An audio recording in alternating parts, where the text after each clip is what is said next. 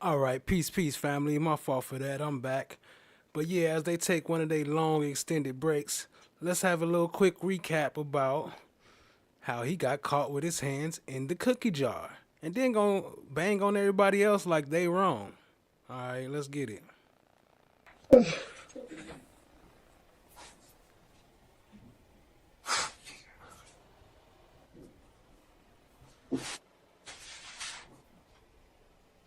Any other counsel? All right, it's admitted and may be published as you see fit. Before you do that, though, Miss ladies and gentlemen, how about taking a brief comfort break? About 10 minutes? All right? Okay. Ladies and gentlemen, we're going to be recessed about 10 minutes. All right? All rise. Straight to break.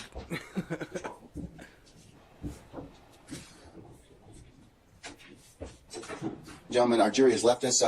Ms. Bumpus, where are you? Ms. Bumpus? Madam, about 10 minutes, we'll cover your matter, okay? All right, we'll be in recess. 10 minutes, counsel. No. Ah, that's why he went to break so I'm waiting on soon, Brian huh? Steele first. You scared of Miss Bumpus. Oh, no, Brian Steele. Okay. He walking in the door now. Okay. All right. Had to go do some research first.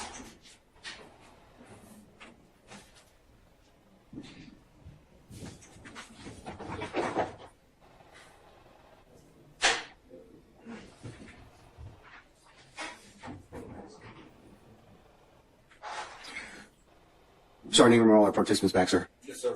Okay, counselors, if I get you to take your seats and gather your thoughts, please. Okay, before we call in our jury, it has been brought to the court's attention that Mr. Copeland's counsel, Ms. Bumpus, would like to be released. Is that correct, madam? Okay, all right. Sir, Mr. Copeland, is it your desire to release your counsel at this point in time? She's fired. She's fired? Okay. So do you wish to represent yourself in these particular, in terms of any issues you may have in this particular? Do I got a choice? I'm sorry? Do I got a choice? Yes, you do. And what are those? And you can keep your lawyer the job right I don't now. want her. All right. You could certainly hire another lawyer, or the court could appoint you a lawyer. What I need a lawyer for? I just, what, No, it's just. Now, is that all the choices, y'all? Does he not get a choice to defend himself? The court is just asking you whether it's your choice, sir. I'm good. You're good? Yeah. Ms. Bumpus, did you file an entry of appearance? All right. Did you, under the Uniform Superior Court rules, file a motion to withdraw pursuant to the Uniform Superior Court rules? I mean, I know you've given oral notice, but usually has to be in writing, and he has 10 days to object. Well, Judge, just for the record, I was counsel. Say again? I was never his counsel. Attorney Gunn was his counsel, and I was stepping in as a courtesy for judicial efficiency. But if the court's desire for me to file a motion to withdraw, Well, given the fact that you have represented Mr. Copeland at this point in time, it would seem appropriate that you do need to, in fact, file a formal withdrawal. Even though you didn't enter one, you de facto entered this case by your representation of him, or you telling the court that you did, in fact, represent him. So at this point, I'm not inclined to release you until that's done. can I get that done now, Judge? Okay, all right. And he's got 10 days to go ahead and do that. So you're still going to have to be here until I have because he gets that particular period of time to go ahead and decide whether or not he'd like to hire a lawyer. That's the whole reason for the 10 days. Well, I don't want to hire another. Oh. Not yet. You get that right as a party. Okay. I get the right to- You do. Yes. You get that right to hire a new lawyer. You get the right to do a couple things. One, to decide whether or not you will release her. Okay. Two, you got to decide whether or not you want to get another lawyer to be with you. Okay. Okay. Those are the two big things you get a chance to kind of decide. But what I'm going to do at this point in time is, since she's representing you, I'm going to make her file a formal notice to withdraw. She's orally told you at this point in time she wants to withdraw. But you're on the stand. You're testifying at this point in time. So I'm not going to let her withdraw at this point. Well, Your Honor, I just like to say, before he started testifying, I was fired. I don't know that, ma'am. That's not something that I have notice or knowledge of. So, that's the whole purpose of the rule, so that we can flesh out all those things. So at this point in time, I'm not inclined to let you go at this point. I'm sorry that you put yourself in this particular situation when you... So the main reason why he don't want to let her go is because of the attorney-client privilege between Woody and her. So if she leaves, then she can talk about it. Right now, she can't talk about what happened in camera, but he don't want to let her go because then she'll be able to talk about it without the consequences. He want to keep her under his arms so she can't say nothing under her and stay under his pressure. Mr. Melnick and whatever, but, Mr.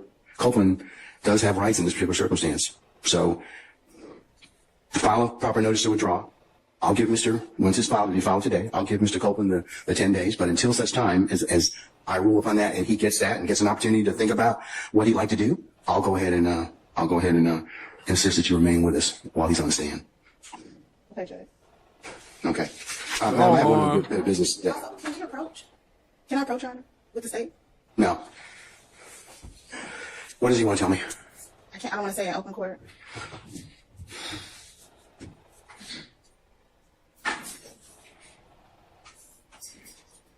He said no.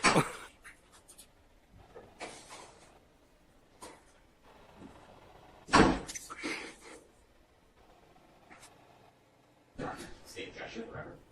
I do think we have right present, and I think there's case law to that effect. I want to object on the grounds that we are now being excluded from a conversation. They gonna try to do it right in front of them. Like, this is what the whole issue was about already. Then y'all gonna try to just do it in front of us? See, old boy put his head down. Hold on. Look at the attorney for the prosecution. Object on the grounds that we are now being excluded from a conversation about material witness in prosecution, state versus the non-defendant, and material witness, conversation about material witness, and a conversation between the court and that counsel for that witness, and the state are now conducting a meeting with the court without the ability for me as the attorney for the defense in our case to be present and knowledgeable about those conversations. In fact, that ex parte communication creates an appearance. I say this with tremendous reservation, and I also want to apologize for saying it, but I think it creates an appearance of impropriety and bias on the part of this court. I don't mean to suggest Your Honor is doing that, but it creates the appearance of it. So I have to check. Okay. Your Honor, I'd like to just add, I'll adopt everything Sam said, but I'd like to just add also under Article 1, Section paragraph 12 with the Constitution, also denies the waiting his right to a critical stage of the proceeding. Sorry, Your Honor, if I just add to that for the record. I'm going to cite to the Uniform Spirit Protocol 4.1, which prohibits this type of communication. I'll cite to the Georgia Code of Judicial Conduct, Rule 3.4, which prohibits this type of communication. And I'll cite to the court several cases which I think support that. First is Monday versus Magnolia Advanced Materials, which is 815 Southeast 2nd 70. It's Georgia Supreme Court from 2018. I'm going to cite to the court Wynn versus State, which is 139 Georgia Act 355, 1976 case. The trial judge should not attempt to intimidate witnesses testify on behalf of the state either in or out of the presence of the jury. And it also creates a presumption that the court should have to recuse itself. In that case is Hargis versus State, and that's 319 Georgia Act 432. That's the Georgia Court of Appeals case from 2012. I think Your Honor, for all these Okay. matters.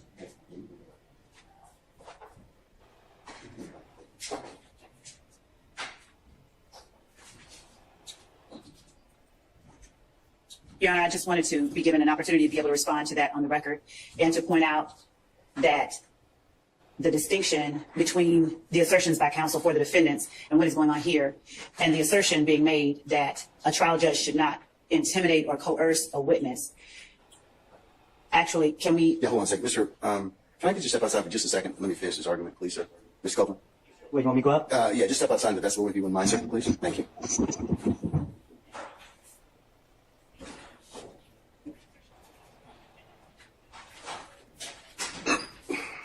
All right, Ms. Copeland's left us.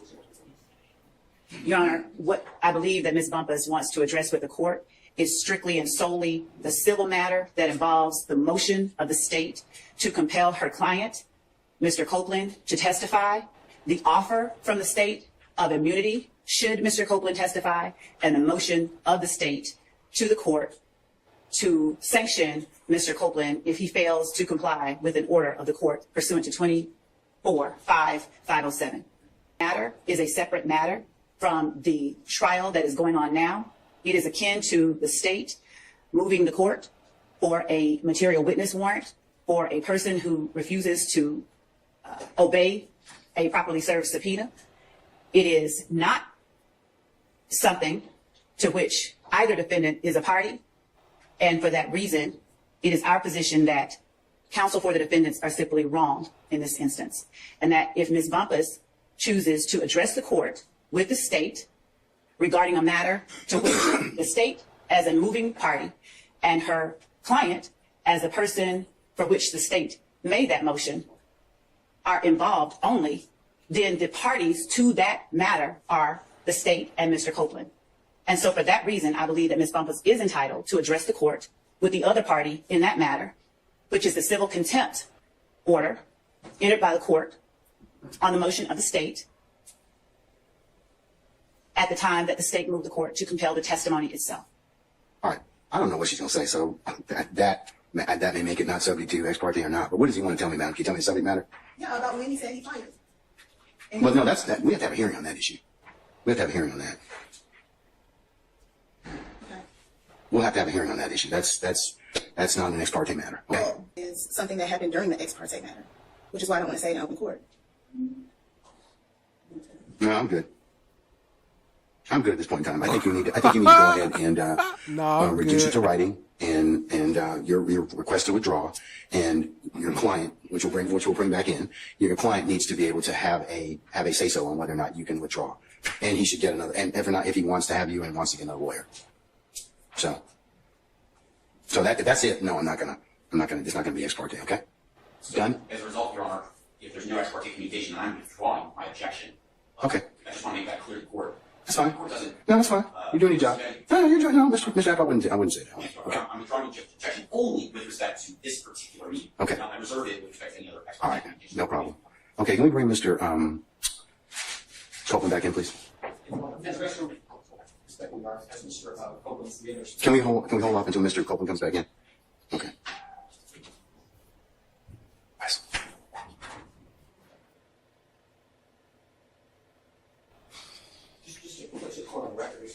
Judge slimy now. That Mr. Copeland was actually represented by Mr. Jonathan Melnick, and that the court required Mr. Melnick to be here on Monday. And Mr. Melnick indicated that he had non-refundable airline tickets and that he would have someone appear in his place. So I believe Mr. Melnick is still this gentleman's attorney. We don't know that. We really don't know. I don't even know if he's in an appearance for the purposes of this, the circumstance thereof. But I'm dealing with it from the standpoint of Mr. Copeland is on the stand. He's a witness. He's had counsel. He's going to continue to have counsel. So that's the reason I'm stating it is at this point in time. Okay, sir? But thank you for putting that on the record, okay? All right, so Ms. Bumpus, follow your motion. But until such time, you're going to need to remain as long as Mr. Copeland is a witness. And once we've had an opportunity to hear that, then I'll go ahead and do that. But it's not timely to begin with because he's on the stand, he's testifying. Okay, so whatever arrangement you had with Mr. Melnick, I'm sorry that's put you cross purposes with not being able to be released. I don't know what difficulties it causes you otherwise, but I apologize on behalf of the court, on behalf of that. But Your Honor, we did want to say one person on the record as well that Mr. Copeland has satisfied at this point his contempt by testifying. So if he remains and testifies, then unless he wanted to, there would be no purpose for him. So long as he remains and testifies, that's the only if he pleads the fifth or fails to testify will he be subject to being placed in custody. So at this time he has purged his or satisfied his contempt because he has testified. So long as he remains in this posture, then we believe the contempt will be completed and he would not need an attorney. So, but I can't. Well, but that's his choice. That's what the rule gives him 10 days to do. We're kind of saying, well, make that choice right now. We're telling him here in open court to do that. So that's what the court's concern is at this point in time. But Your Honor, I was representing him for the civil contempt, not as a witness. So that once he purged himself, I should have been released.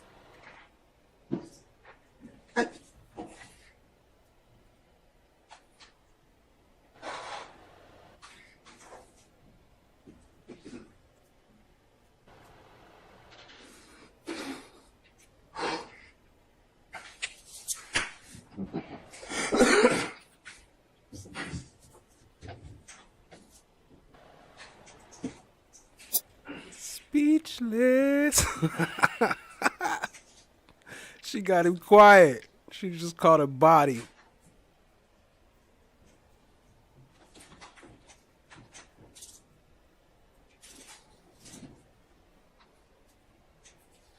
Have a seat, ma'am. I'll call you back. Okay? All right. I'm sorry, Yeah, Judge. you can have a seat. I'll call you back.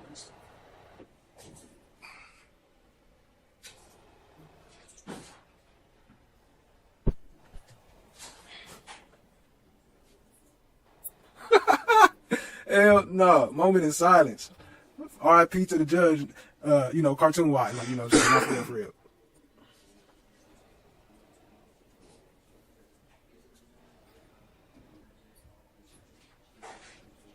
She bodied him with one blow. She just caught a body.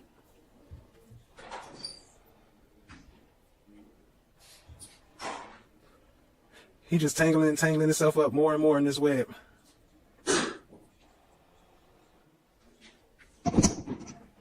All right, Ms. Bumpus. Go ahead, man. You take the podium, please.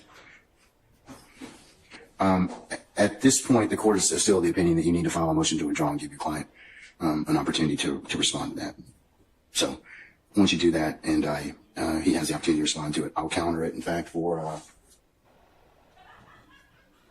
unless he decides immediately that he wishes to not hold your or require your services, but usually he gets 10 days. So.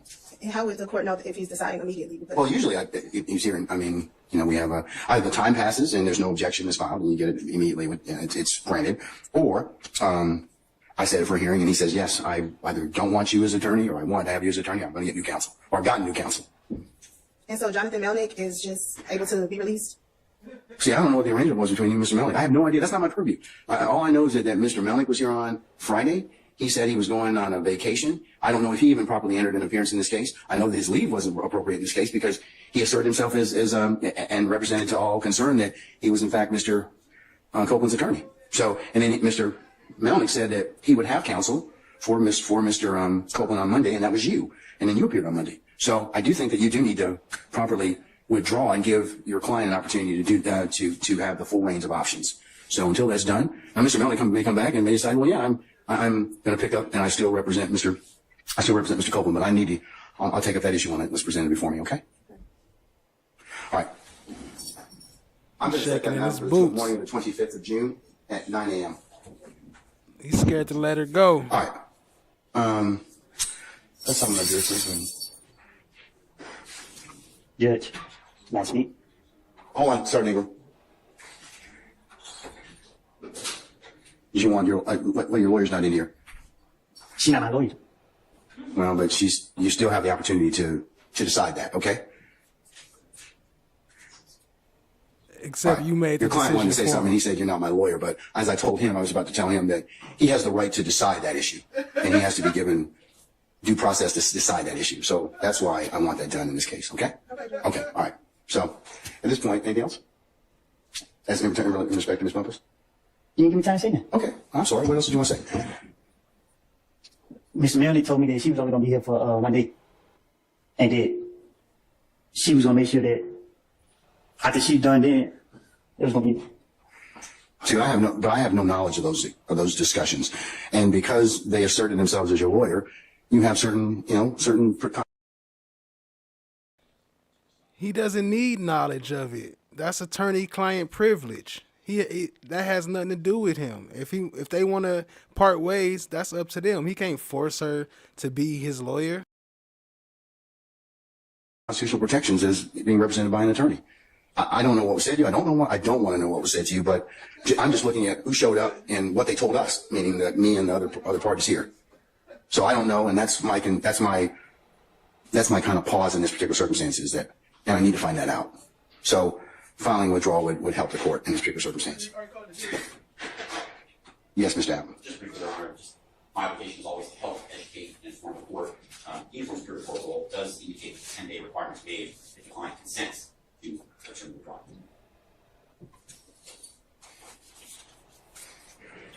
I tell you what, Mr.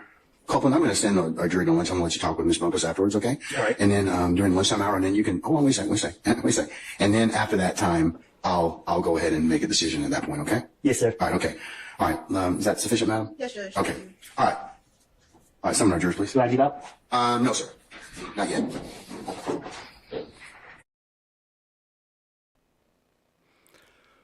Well, let's see how the rest of the day goes if they ever come back from lunch. But you could tell Judge shaking in his boots. He getting caught with his hand all in the cookie jar. Tangled up in his own web. Is that malicious prosecution? I don't know. Y'all let me know. Till next time, family.